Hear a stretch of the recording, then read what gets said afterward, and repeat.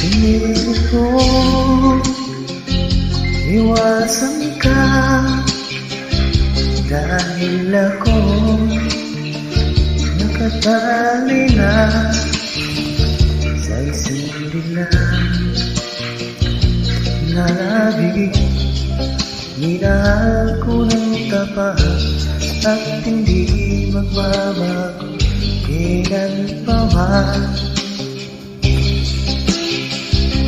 Ngunit habang tumatagal, sa akin lalo kang napamahal.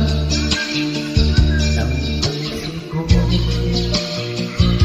nalilito at sa nararamdaman, ano ang aking gagawin na mali ka?